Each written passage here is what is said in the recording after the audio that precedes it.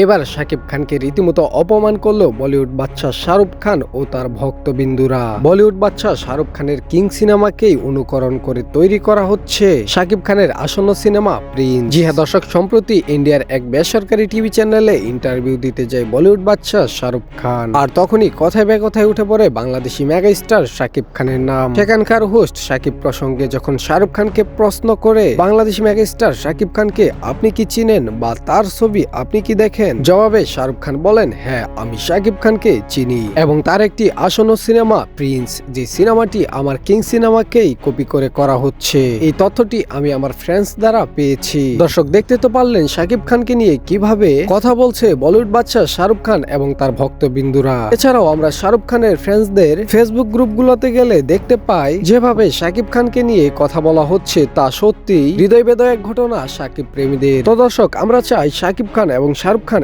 একসাথে মিলেমিশে কাজ করুক, এই ইন্ডাস্ট্রিটাকে এগিয়ে নিয়ে যাক। আপনার ব্যক্তিগত মতামত জানাতে পারেন কমেন্টে। তো এই ছিল সর্বশেষ আপডেট। ভালো থাকুন, সুস্থ থাকুন, আল্লাহ হাফেজ।